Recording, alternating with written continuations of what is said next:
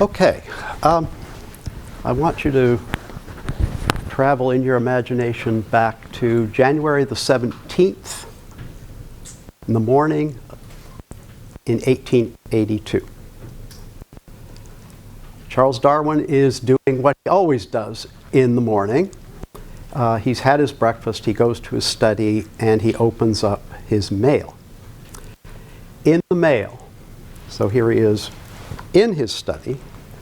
That picture at the top was taken by his son, one of his sons, shortly after photography was made readily available. And that's the study as it's been recreated at Down House in a little village just to the east of London today. So he's in his study, he's opening up his mail, and there's a package in the mail. Package turns out to be a book. And the book has a little cover note on it of introduction. It's a gift that's been mailed to Darwin. And here's what the cover note says. My dear Darwin, I've given myself the pleasure of sending, my error, you a copy of my translation of the De Partibus of Aristotle. And I feel some self-importance in thus being a kind of formal introducer of the father of naturalists to his great modern successor. Could the meeting occur in the actual flesh? He's imagining Darwin and Aristotle actually meeting. What a curious one it would be. I can fancy the old teleologist, well, we'll get into what that means later, looking sideways and with no little suspicion at his successor, that is, at Darwin, and much astounded to find that while there was actually no copy of his own works in the house, and while his views were looked on as mere matters of antiquarian curiosity, not true, as we'll find out as well, Democritus, whom he thought to have effectively and everlastingly squashed, had come to life again in the man he saw before him, that is, Darwin.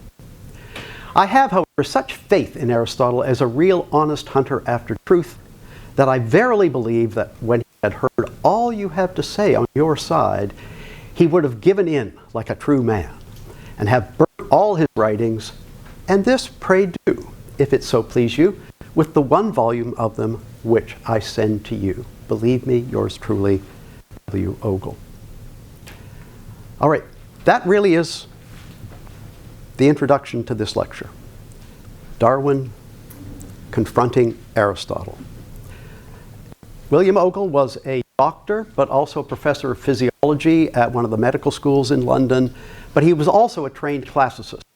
And he had just done a translation of Aristotle's On the Parts of Animals from Greek into English in 1882.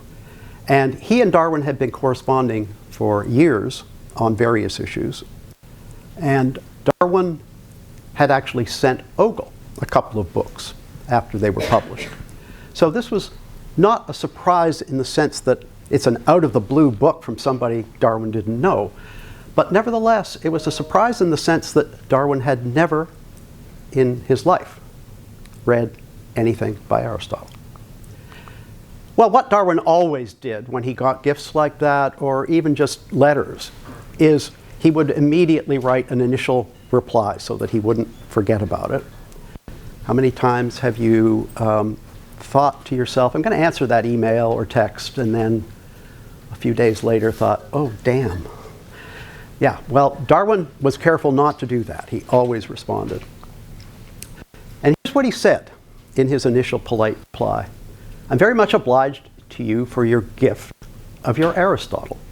By turning over the pages, I suspect that your introduction, there was a 20-page introduction written by Ogle, will interest me more than the text, notwithstanding that he was such a wonderful old fellow. Pray believe me yours sincerely and obliged, Charles Darwin. As we'll see, he apparently changed his mind about Aristotle.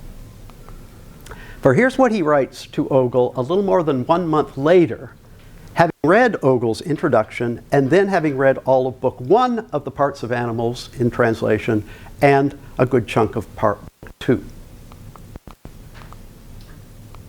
A much longer letter. And this is the last long text I'll read to you. You must let me thank you for the pleasure with the introduction, which the introduction to the Aristotle book has given me. I've rarely read anything which has interested me more, though I have not read as yet more than a quarter of the book proper. So that's how we know how much of the actual Aristotle he read. From quotations which I had seen, I had a high notion of Aristotle's merits, but I had not the most remote notion what a wonderful man he was.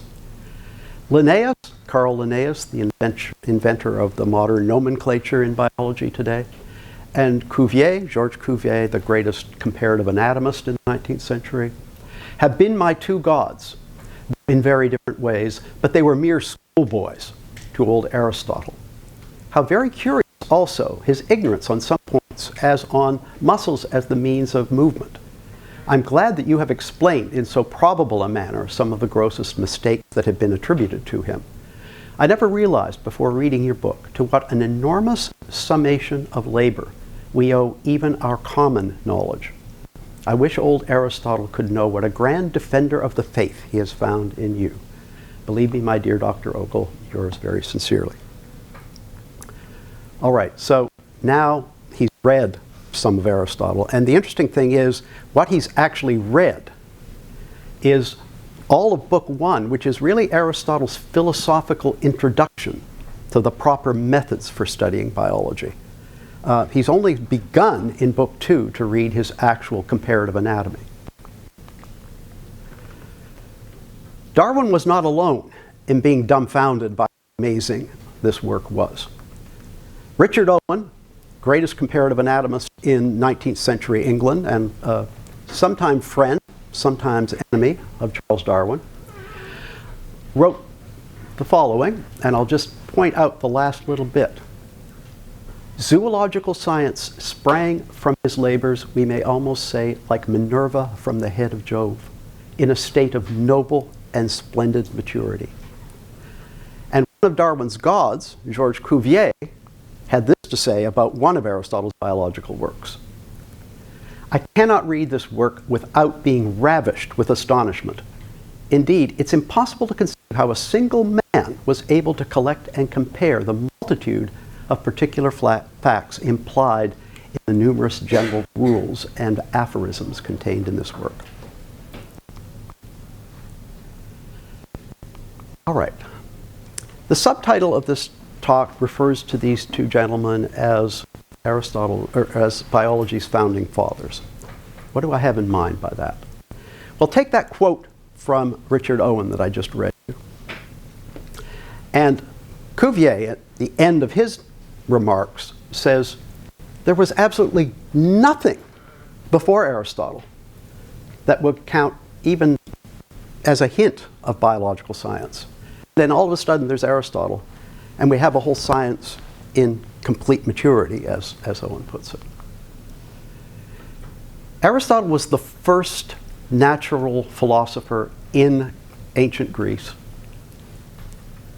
to actually distinguish as a separate science the study of living things. Living things had been talked about by other natural philosophers before him, but he said this is a distinctive science that requires its own distinctive methods and principles. And in the first book of the Parts of Animals, he provides those principles. He provides a philosophy for zoological inquiry. And he puts it into practice, even more amazingly.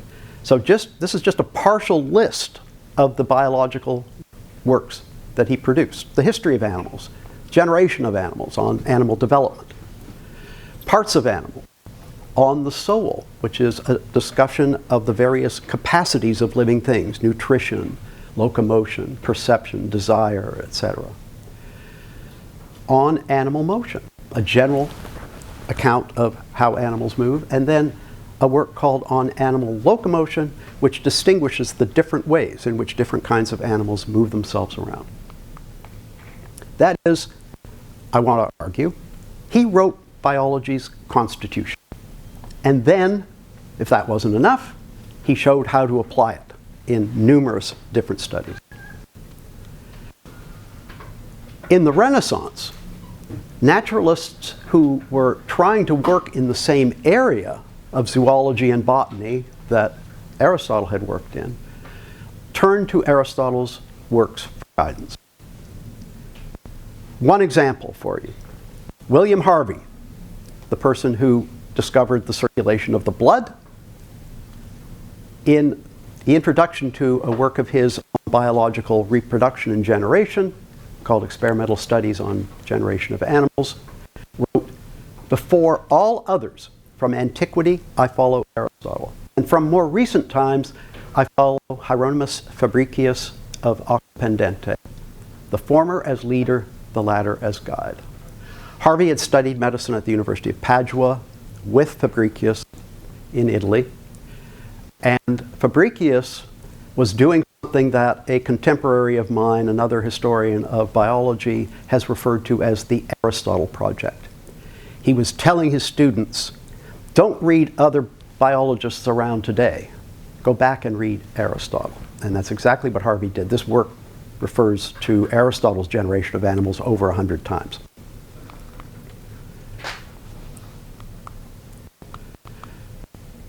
Okay. I thought it would be worthwhile you having a little bit of background to my interest in these subjects.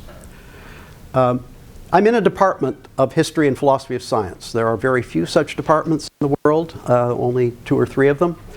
I'm in one of them. My focus has always been on both the history of biology and the philosophical foundations of biology. I focused throughout my life on 2 different areas. One is Charles Darwin and the history of evolutionary theory after Darwin, how that changed biology. And the other area was Aristotle's philosophy and how that philosophy is related to his natural science. And I focused particularly on his work in biology.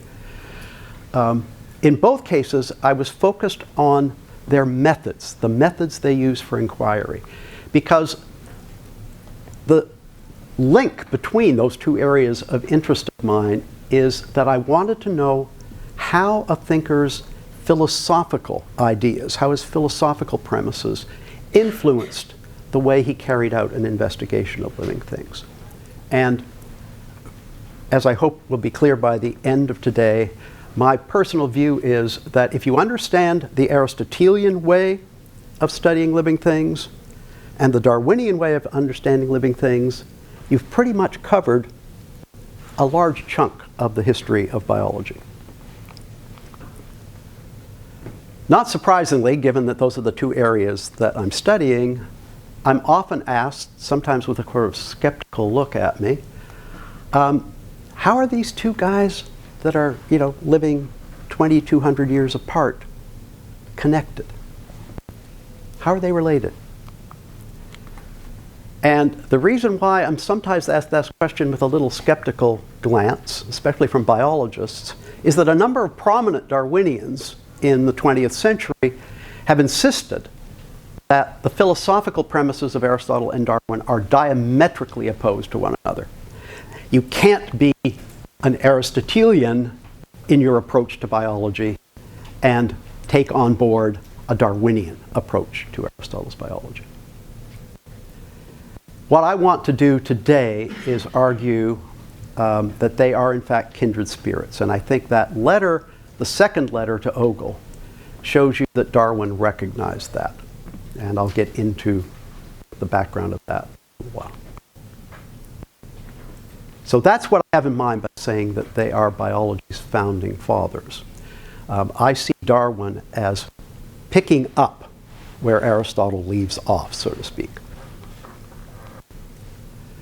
All right. As I say, lots of Darwinians have argued that their approach to biology is antagonistic. You can't accept one and the other and integrate them in any possible way. I'm arguing that they're in fact kindred spirits, and they can certainly sound that way. Here's Darwin in chapter 4 on the origin of species, describing natural selection, his great discovery of the mechanism for evolutionary change. Although natural selection can act only through and for the good of each being, yet characters and structures which we to consider as of very trifling importance may thus be acted on. Natural selection acts through and for the good of each being. Here's Aristotle at the beginning of his work on animal locomotion. Nature makes nothing in vain, but always makes from among the possibilities that which is the best for the being of each kind of animal. Nature acts for the best for the being of each kind of animal. Natural selection acts only through and for the good of each being. And yet, and here's the basis of why evolutionary biologists have often said that Aristotle's views are diametrically opposed to Darwin's. His approach to science is based on two philosophical premises, lots of others, but two very central and important ones, ones that pretty much everybody stresses when they're talking about Aristotle. The first is essentialism, the idea that biological kinds have certain defining natures and that those natures are what you need to know to explain everything else about those animals. And teleology. Remember Ogle's comment of referring to Aristotle as the old teleologist. This is the idea that the attributes of organisms and their behavior have to be explained by reference to the ends and purposes of those attributes. What are they for? What are the eyes for? What is the heart for? What is the liver for? What are wings for? And when you've answered that question, you've explained why the animal has that part. That's the basic idea behind teleology. So sometimes when they're talking about Aristotle, they'll use the language of final causes. As we'll see, Darwin uses that language as well.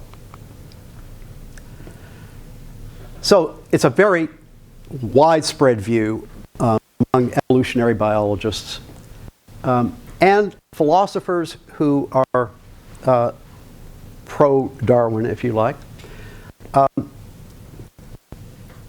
to argue that if you look at the natural world the way Charles Darwin does, you have to give up on both of those premises. And that Darwin, in fact, that's what Darwin was all about, was blowing essentialism and teleology out of the biological sciences. So I'm going to argue that the essentialism that Darwin was up against, and he was up against a particular kind of essentialism, wasn't Aristotle's. And that Aristotle's essentialism actually poses no problem for evolutionary biology at all. Of course, he wasn't an evolutionist, and I'll explain why essentially nobody was until the 18th century. But the other important point is that Darwin is every bit as much a teleological thinker as Aristotle was. And this is something that Ogle gets completely wrong when he makes that remark about Darwin being the heir to Democritus's, the Greek atomist materialists' ideas. No, he wasn't. A couple of examples. One of the most famous evolutionary biologists of the 20th century, called one of the founders of the Darwinian evolutionary synthesis, Ernst Mayr. Owing to its belief in essences, this philosophy is also referred to as essentialism. And he says they can also be called typologists. They were influenced by the idealist philosophy of Plato and its modifications by Aristotle. The concept of unchanging essences and complete discontinuities between every eidos, that's the Greek word for form or type, sometimes translated species, which I think is wrong, and all others makes genuine evolutionary thinking well nigh impossible. Okay, so if you're following this essentialist view of Aristotle's, Mayr claims, then it makes evolutionary thinking virtually impossible.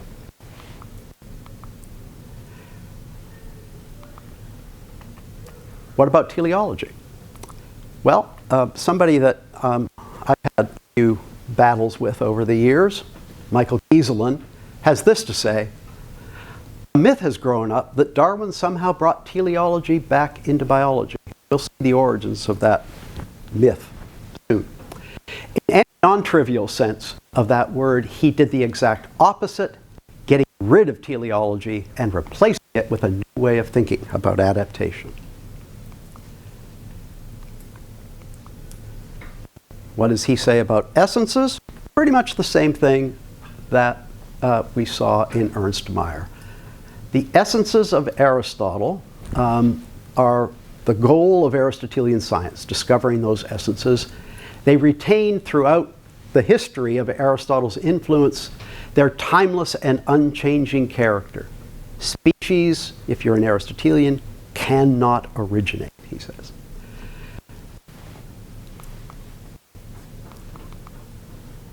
Okay, so for the rest of the talk, I'm going to give a response to some of these critical ideas. And the response is going to come in two steps. The first is to provide you with a very sketchy account, because that's all I have time for, of Aristotle's essentialism and his teleology. And you'll see that it has nothing to do with what Ernst Mayr is talking about. The second step is to introduce you to a very common anti-evolutionary way of thinking about teleology and species Darwin actually was up against in the 19th century. Again, it had nothing to do with Aristotle. Finally, at the end of the talk, I'm going to reconsider the relationship between these two thinkers. What was Darwin's real problem? What was he fighting against? What is the common ground between these two thinkers? And thinking about Darwin as the second founding father, why did biology need a second founding father?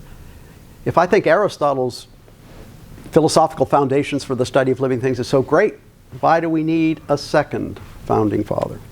Hopefully give you at least a hint of why I think that's the case.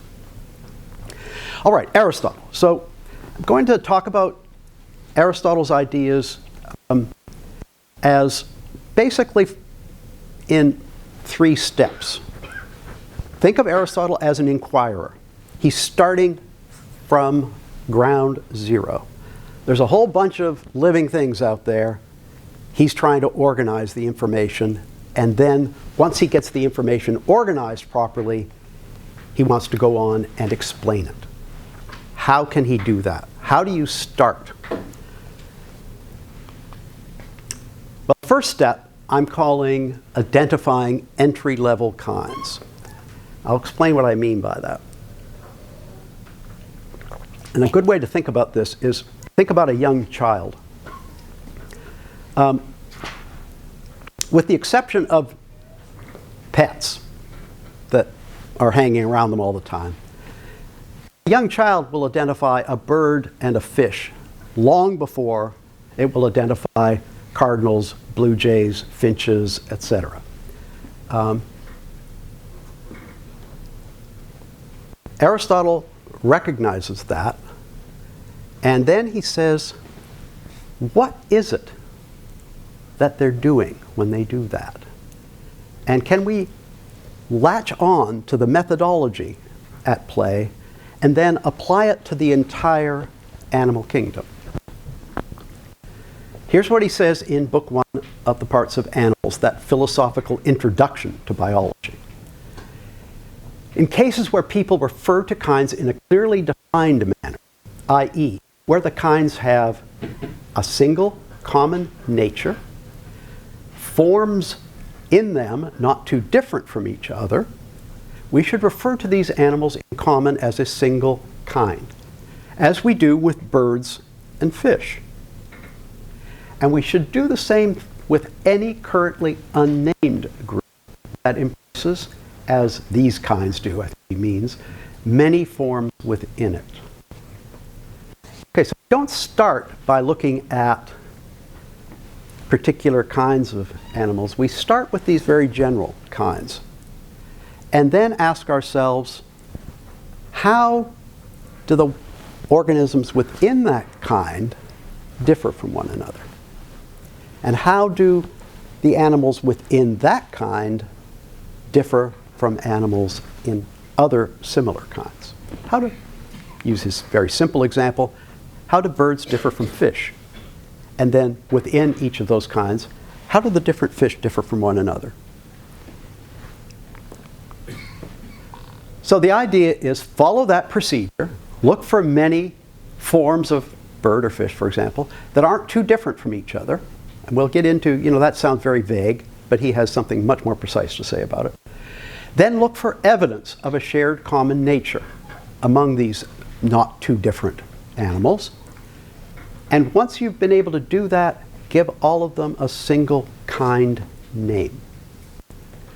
Now, as he says, the average everyday Greek has already done that with bird and fish. But my goodness, there's a whole lot of animals out there that aren't either birds or fish. We've got to do better than that. He's also critical of different ways of classifying that violate these principles that he's laying down. Plato has already referred in one of his works to a distinction between flyers, swimmers, and walkers. And Aristotle says, that will never work. There's nothing that all flyers have in common except the fact that they fly. You're trying to unite birds, bats, and beetles into one group. That's not going to work. And what about swimmers? You do that, you're uniting dolphins, other cetaceans, whales, fish, penguins. All they really have in common is that they swim. That can't be the way we operate. So the second step is to distinguish differences within these kinds and differences between the kinds. And I'm going to be going through one example very, very carefully so you'll get a more concrete. This is all sounding pretty abstract at this point. Here's what he says in this philosophical introduction. What you want to do is find groups where the figures of the parts and of the whole body bear a likeness, and the kinds have been demarcated. And then he lists, besides birds and fish, a whole bunch that he's discovered. I'll give you the Greek names as well as our names. The soft-bodied animals, the Greek is ta malakia. That's our cephalopods, octopuses, squids, cuttlefish, that kind of thing. The hard-shelled animals. Well, we now know that the cephalopods are in fact mollusks that have lost their shells. Aristotle didn't know that, but so he creates a new group, the hard-shelled animals, he calls them, and he's identifying our mollusks, shells. For their parts are not merely analogous to one another, as bone is in mankind, for example, to fish spine in fish, but rather their parts are of the same kind and they differ only by being larger, smaller, softer, harder, smoother, rougher, and so on. Speaking generally, they vary by more and less. This is what we would today refer to as continuous variation. Variations along a continuum, except every part varies along a very large number of continua. If you think of beaks, for example, hard and soft, long and short, deep and shallow, so on and so forth. And he also says, look for forms with a shared body plan. This is an idea that's come back into biology since the 1990s. It turns out that there are these body plans that are very deeply embedded in the genetic hardware of organisms. It's very hard to turn something, the body plan of a mollusk, into the body plan of a fish. You can get variations within those body plans like crazy, but actually getting something to translate. So it looks like all those body plans were laid down about 500 million years ago, as a matter of fact. So on this more or less continuous variation idea, just think about feathers. It's an example that Aristotle uses. There's a whole bunch of feathers. They're radically different when you look at them. But compared to any other skin covering or any other part that you might find, they all share an enormous amount in common. And the variations from one to the other are variations in color, length, how many different threads are coming off of the central column, how long they are, and so on and so forth. That's his continuous, more or less, differences. And what he's saying is that these kinds that he's trying to identify, these entry-level kinds, all of the forms within those kinds will vary in that more and less way. but they'll share fundamental parts in common. And in doing that, Aristotle made an amazing feat. And Cuvier, I'm going to show you Cuvier's kinds in the 19th century, and we'll compare them with Aristotle's. Here are Aristotle's. Cetacea, four-legged live-bearing animals, are mammals, minus human beings. Four-legged egg-laying animals are amphibia and reptiles, birds, fish, and then bloodless kinds, he calls them, because they don't have red blood. There are invertebrates, soft-shelled animals, the Malachia, the cephalopods, hard-shelled, soft-bodied insects. So here's Cuvier's grouping. Cetacea are aquatic mammals, land mammals, reptiles, amphibians, bird, fish, crustaceans, like Aristotle's soft-shelled animals, mollusks, like his hard-shelled animals, cephalopods, his soft-bodied animals, and insects. Now, of course, we have whole kingdoms now, since we've discovered the micro world, that Aristotle and Cuvier knew nothing about. But for the animals that you can see with the naked eye, Aristotle did an amazing job of organizing the entire animal kingdom that was available to him. All right, we're going to focus on those soft-bodied guys. I happen to love octopuses. I happen to love all cephalopods, in fact. They're damn smart little buggers. So we're going to see what Aristotle has to say about it. Among the animals called soft bodies, his Tamalakia, the cephalopods, these are the external parts. He does the same thing with the internal parts a few chapters later. The so-called feet, the arms, the 8 arms, the head continuous with the feet, the sac containing the internal organs. Some mistakenly call the head. Aristotle is aware of the fact that it's in a funny place compared to the animals you're more familiar with.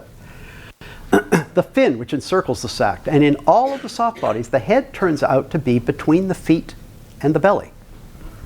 So, you know, the head's here and the belly's up there. Moreover, all have 8 feet, what we would call arms, and all of these have 2 rows of suckers, except for one kind of octopus. And then there's the cuttlefish and the large and small squids. They have a distinctive feature, 2 long tentacles, the ends of which are rough with 2 rows of suckers. And they use these to capture food and convey it to their mouths and fasten themselves to a rock when it storms, like an anchor. By the way, most modern discussions only talk about using these for feeding, not that anchor business.